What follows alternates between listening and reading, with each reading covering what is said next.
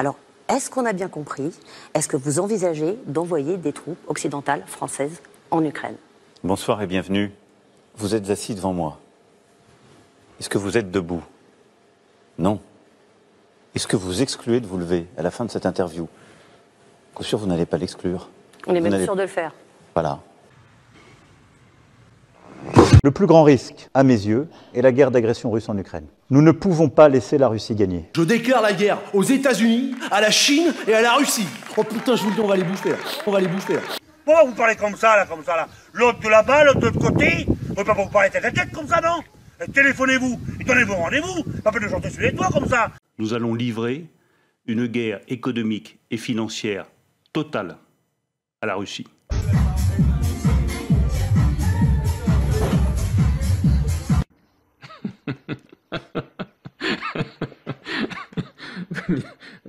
Vous me faites rire. Bon, on n'a pas fait le travail. Merci. C'est bon de rire après une dure journée de travail. Je vais rentrer chez moi de bonne humeur. Il aura fallu attendre 169 jours d'un conflit d'une violence inouïe. Il aura fallu éprouver la destruction de 70% des habitations à Gaza. Il aura fallu déplorer la mort de plus de 32 000 Palestiniens. Il aura fallu assister à la mort de plus de 14 000 enfants à Gaza, soit un enfant qui perd la vie toutes les 10 minutes, pour qu'enfin une résolution du Conseil de sécurité de l'ONU appelle à un cessez-le-feu immédiat pendant le mois du Ramadan. À peine voté, le ministre des Affaires étrangères israélien a déjà indiqué que le cessez-le-feu ne sera pas appliqué. Et à l'instant où je vous interroge, Tsahal poursuit son œuvre mortifère. Et Gaza est un test de résistance. Et ce qu'il a montré, c'est un Occident raciste, quelle que soit la manière dont vous voulez définir le terme.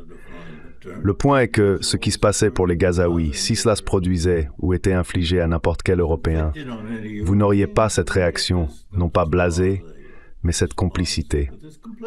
Nous sommes, en termes juridiques, vous savez, complices avant, pendant et après le fait. Ce matin, les médias Disclose et Mars Actu révèlent que la France aurait livré en secret des cartouches de fusil mitrailleur Negev 5 à la fin du mois d'octobre 2023, une arme utilisée par les soldats israéliens dans la bande de Gaza.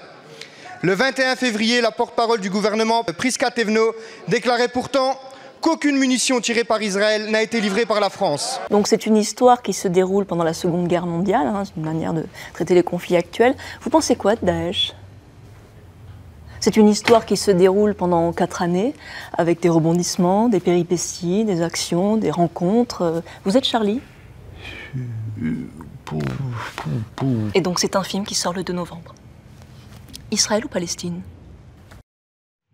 La classe dirigeante, elle n'est dirigeante que parce qu'elle décide du travail. C'est pas son pouvoir sur l'argent qui est l'origine de son pouvoir. Son pouvoir sur l'argent, elle le tire de son pouvoir sur le travail. Pour elle, le fait que nous soyons sous sa dépendance pour travailler est fondamental. Fondamental. Une des obsessions des Américains, c'est d'empêcher, depuis le début, je pense que c'est ça les véritables objectifs stratégiques des Américains, c'est empêcher la coopération de l'Allemagne et la Russie. Au stade actuel, un rapprochement Allemagne-Russie, c'est la terreur des géopoliticiens américains.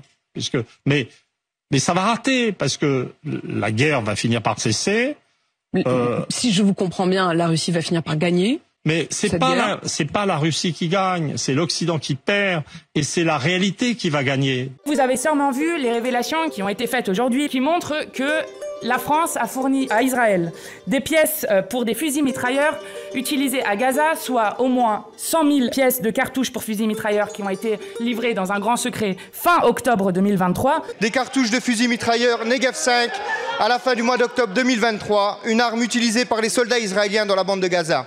Ce qui veut dire plusieurs choses. D'abord, le gouvernement a menti à la représentation nationale, puisqu'à plusieurs reprises, nous l'avions interrogé sur ces questions de livraison d'armes. Le deuxième scandale qui apparaît alors, c'est que cette livraison qui a été faite en grand secret est susceptible d'avoir été utilisé contre des civils à Gaza. Et notamment, si vous regardez les rapports des ONG qui ont été faits sur ce qu'on a appelé le massacre de la famine, qui est responsable de 112 morts et de 760 blessés, on retrouve ces balles de calibre 5,56 qui ont été utilisées donc contre des civils qui avaient juste faim et qui sont les mêmes qui sont les composants qui aident ces fusils mitrailleurs livrés par la France. Donc ce qui ferait de la France une complice du génocide qui est en cours à Gaza. C'est un scandale qui est énorme et je crois que le gouvernement devra répondre de ces questions.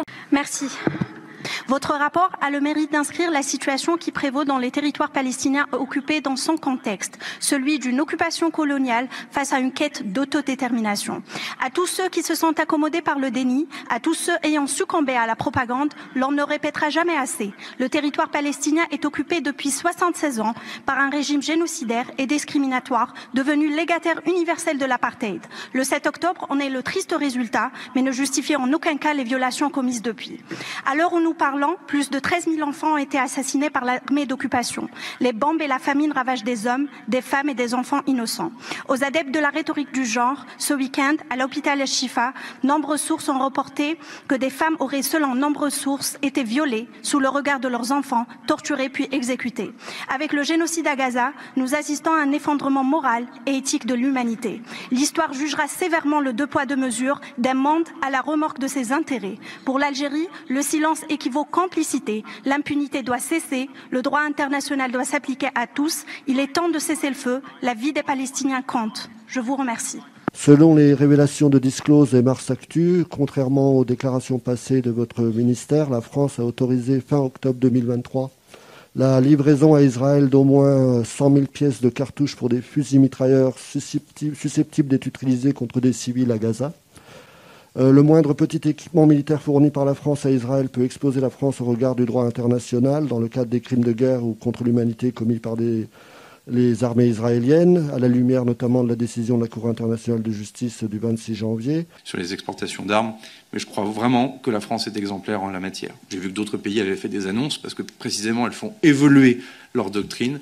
La nôtre a toujours été stabilisée et si vous avez des éléments précis, à chaque fois on y apportera des réponses parce que notre démarche et notre doctrine est complètement transparente. On n'a rien à cacher.